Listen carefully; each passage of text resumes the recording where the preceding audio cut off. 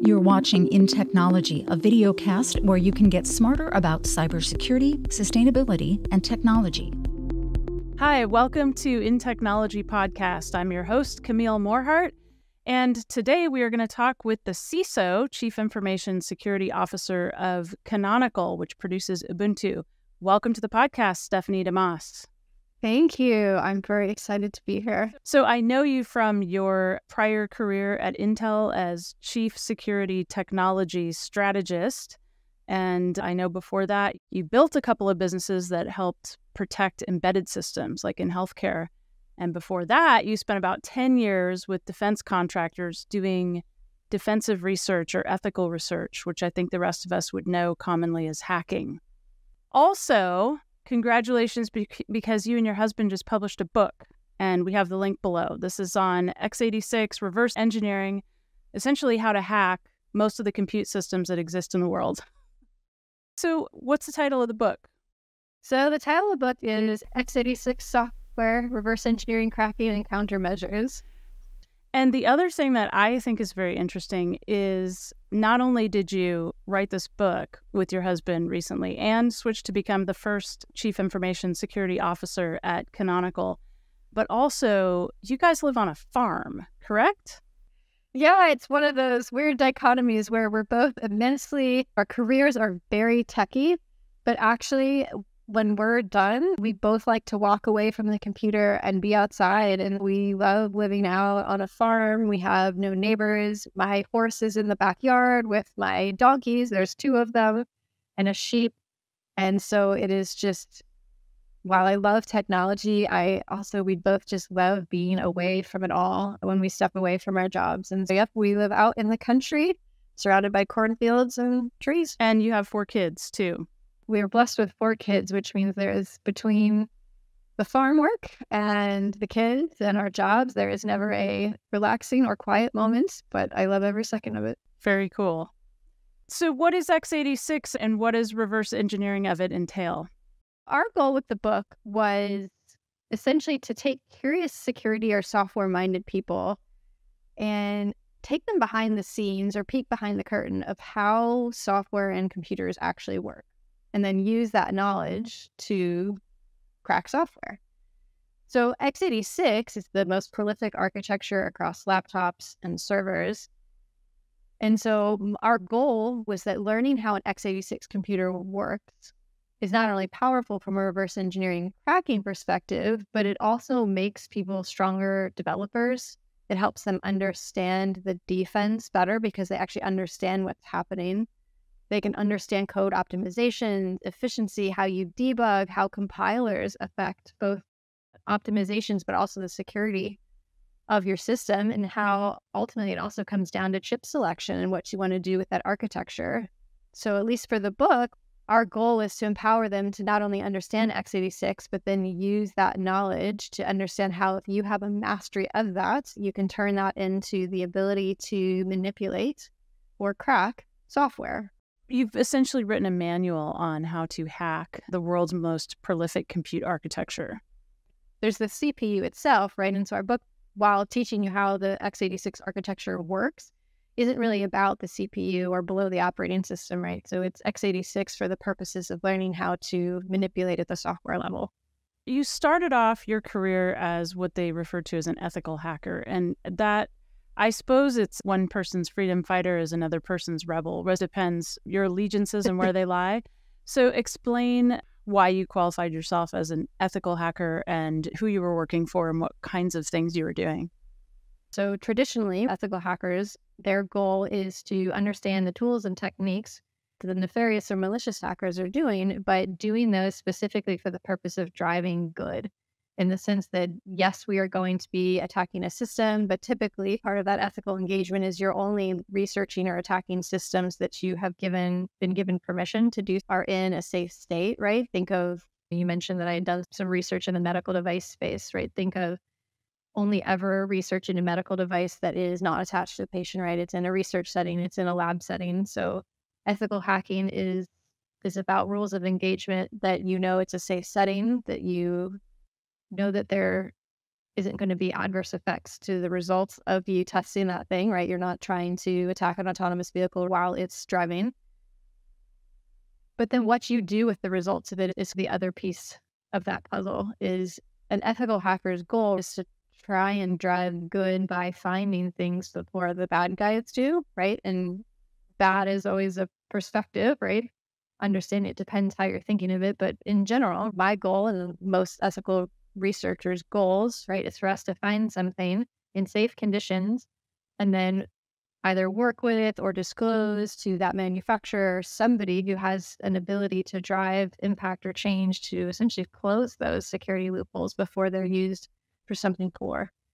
When you look at things like the National Vulnerability Database, the NVD, a tremendous number of those vulnerabilities are from research settings, right? They're vulnerabilities that were preemptively or proactively found by security researchers and ethical security hackers in an effort to essentially reduce that attack surface before bad guys can find them, right? The known exploited vulnerabilities, the KEV is a different database, right? And so if you look at the KEV versus the NVD, the number of known exploited vulnerabilities is a small subset of the known vulnerabilities in the space. And I think that comes from those ethical security hackers, right? Proactively trying to find things, you disclose them, you share them with the world so people can make informed decisions, increase their security posture, but only a small subset of those then become maliciously used or were found because they were being maliciously used.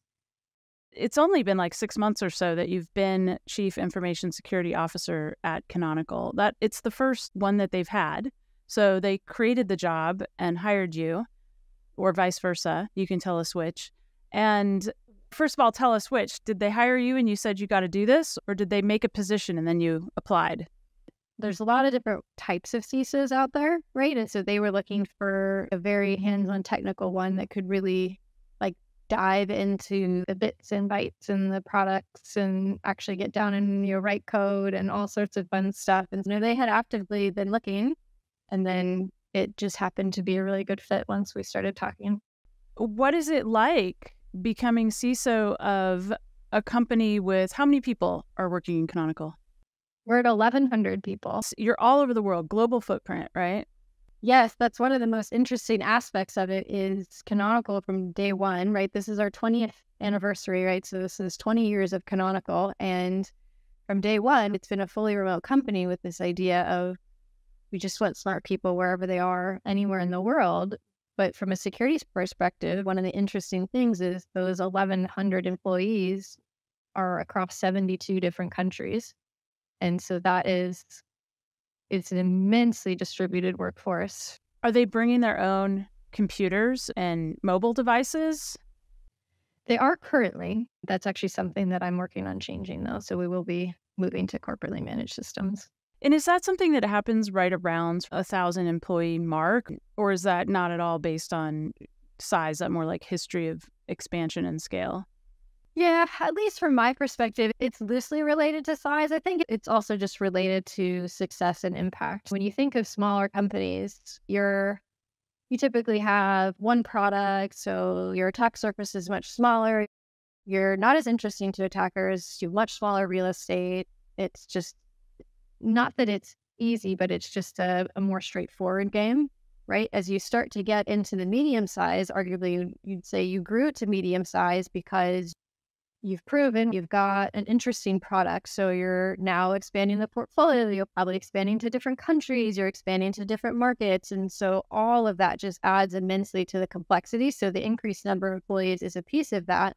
But when you get to that certain level of success, the complexity just explodes. They also start to sell in more countries, which means your regulatory landscape and security requirements also changes, and your interest from an attacker changes. And so I actually think it's super interesting to be at that cusp where the company has such a broad impact across all of compute. Actually pretty incredible what 1,000 people have been able to accomplish. And I will also say a number of that is because we have a lot of engagement from the community that is open source.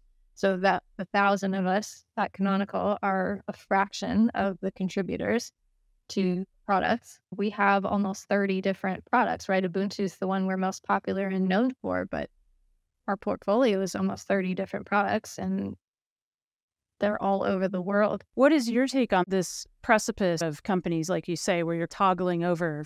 For companies who are there, what % do you put resources towards mitigation? How are you balancing that kind of thing? Or how do you think that sort of thing is often balanced in companies at this size? Where should the emphasis be? I know people use this phrase a lot, but the shift left perspective, right? The more you can be proactive, the less you will have to be reactive.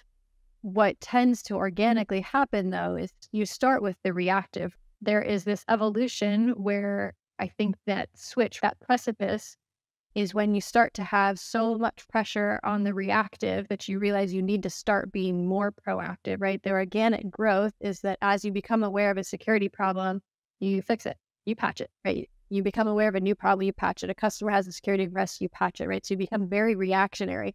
At a certain point, there's so much pain by being reactionary that you decide, you know what, I need to start being proactive because this reactionary it's not sustainable, right? If I can put effort into being proactive, I won't have to be so reactive. The proactive stuff is a lot harder because it changes everything, right? You can be reactive security patching without having to upset your developers at all, right? Your roadmap stays fine, right? You just react. When you're trying to switch to that proactive and suddenly you're upsetting the development process and you're forcing new tools and saying you can't release if this tool comes back with a higher critical, you can't release, right? That is incredibly disruptive. Customers always want good security, right? But they want their feature functionality too. And so when you say that feature is getting delayed 3 months because I have to do this thing that you will be transparent to you, that is a harder sell. Everyone should try to strive to put as much resources into proactive as they can, but it is also much harder. It is easier to throw resources at reactive. Is there something that a lot of companies can do that doesn't cause such a strain? I imagine it's very tops down if you're going to make hard gates and whatnot with product that's pushing timelines. That's a big pivot. Is there something companies can do in the interim to help?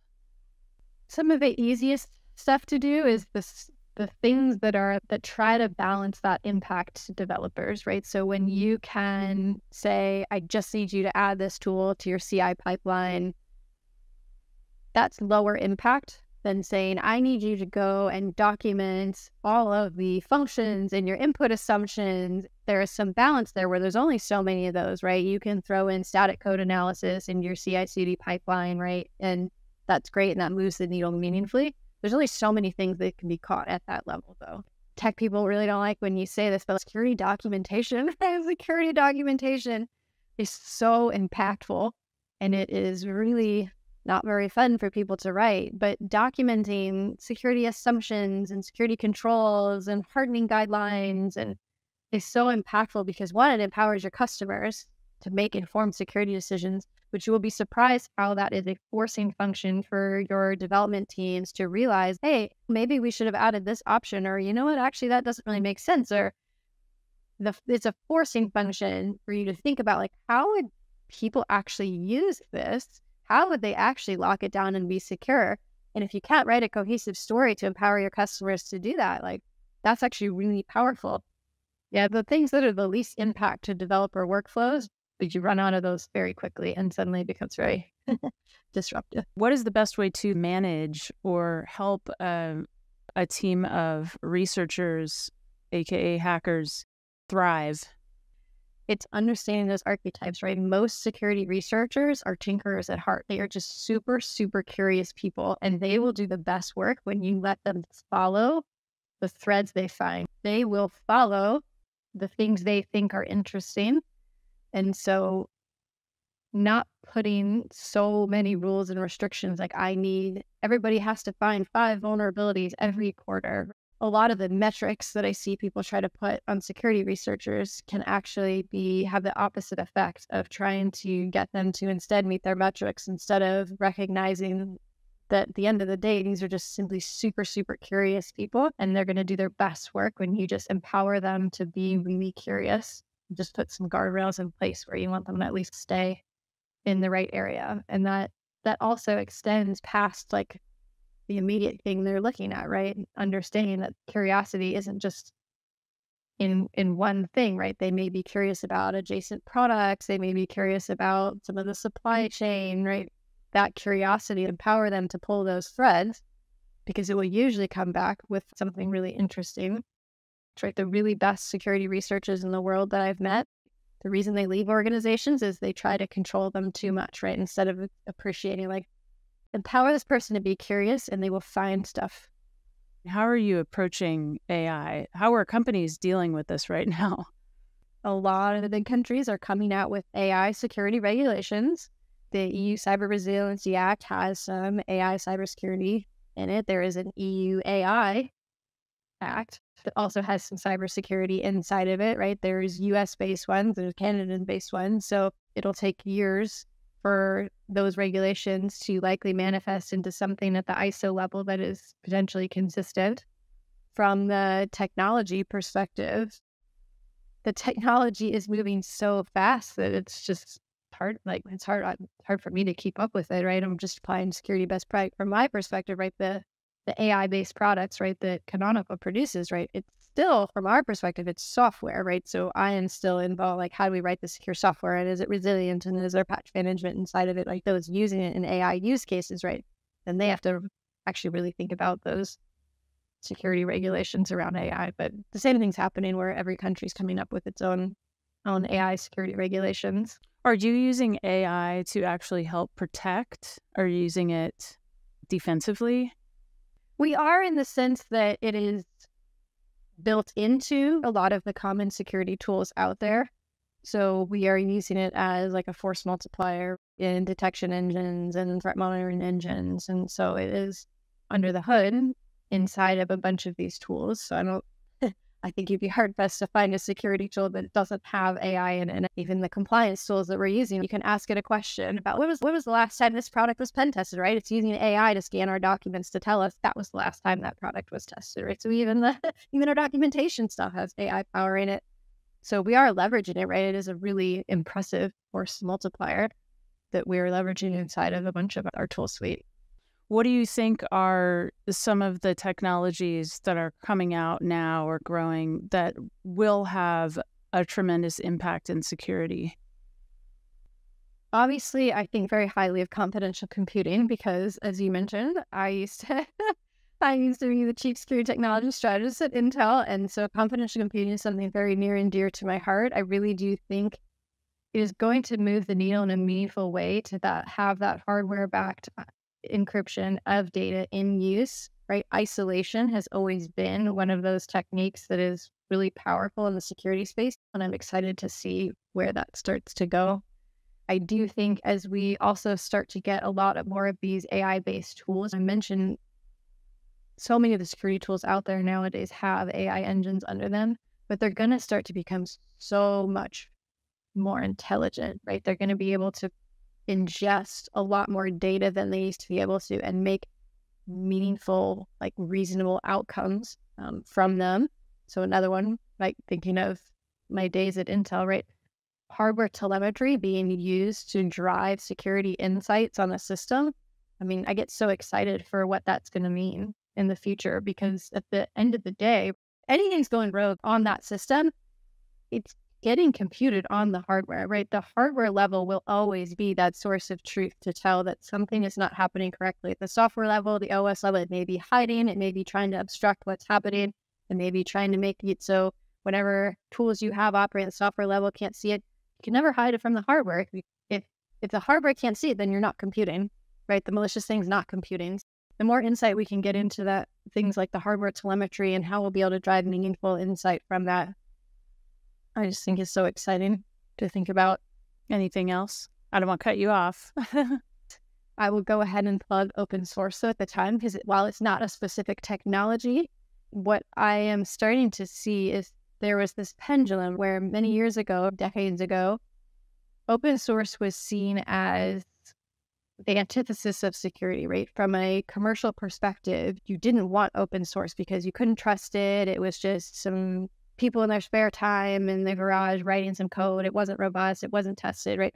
Enterprises didn't really like the notion of open source, right? And it started to grow in popularity over the last decade or so, where you're starting to see more and more enterprise-ready open source. The fact that I can look inside of this open source gives me more confidence, right? I can audit, I can change, right? I can do what I want inside of this open source. And so you're starting to see this paradigm shift where I'm actually seeing more sectors, even through regulation, now require things like open source. And so I'm also very excited to see that paradigm shift where now open source is seen as actually a really solid route forward for security, that because it's open source, I can make a more informed decision about it. I can control my own fate a little more. I can have more confidence in what's happening on the system. And so I'm also very biasedly, because I'm at Canonical, very biasedly excited about just that paradigm shift, both in like, CISOs and CTOs and just their opinion of open source and how it plays a role in enterprise, but also seeing like in the regulatory space, this now acceptance and in some cases promotion of open source as being the route to go in secure solutions. What can companies like Intel do to help the broader ecosystem? What are they doing well, and what are they not doing right now that they could be doing? I'll put my CISO hat on for a second and circle back to some of the things I said before about just managing the level of complexity of regulations and trying to balance what needs to be done for these regulations. So I'll give an example of, in the event of a security incident, the reporting obligations, it's like there's California that has a different regulation. There's the US regulations, the UK, every single person has their own, right? Big companies have mapped out all of these things, right? That's not competitive information, right? Sharing some of these things that just empower other companies to do the right things and meet the regulations so they can concentrate on doing like technical security and not have to spend a bunch of cycles trying to do the same thing that all these big companies have already done.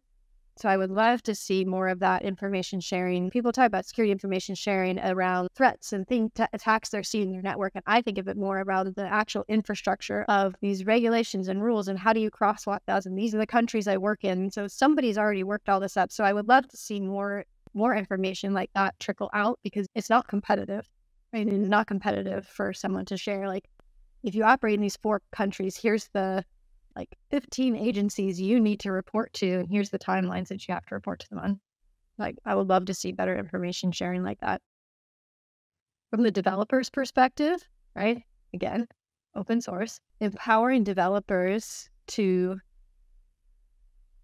actually be able to contribute and mess with and see. So there's both that open source piece of it, but then there's the security documentation and the security hardening guidelines. And you want to empower developers, again, to concentrate on the thing they're really good at. If you have an AI developer who's leveraging one of your solutions, right, you don't want them to have to also be really savvy in AI security, right? You want them to be empowered to be successful with that piece of code without having to also be an expert in these other things, right? So just like you would spend a lot of time trying to get performance and correctness in the piece of code correct, also giving that documentation and the hardening guidelines, and they don't have to understand all the attacks out there to say, all right, well, I need to turn these 4 things on. And if I do that, 1, I meet all these regulations that I'm probably going to be up against. And 2, I have done the right thing in hardening my solution. And so a lot of that sort of peripheral like documentation and guidelines, it's just lacking in a lot of software. And you're not talking at the super differentiated, competitive level, premium level. You're talking, here's some basic things that really, if we could all do them, life would be better. Compute would be safer. I'll be, say it that way. Correct. Yeah. Like, I absolutely understand the way markets were like, you want competitive products, you want differentiated features. And so it's not really an ask to get rid of that, right? That's just not realistic. It's empower people to correctly use the things you have developed so that they don't have to be an expert in it to use it correctly. Stephanie, thank you very much for your time. I appreciate it. You've gone from the Intel world to the open source world of Canonical, and from hacker to technical strategy to CISO. So you've run the gamut of protection and defense, and it was really nice. And now author. Yeah, congratulations.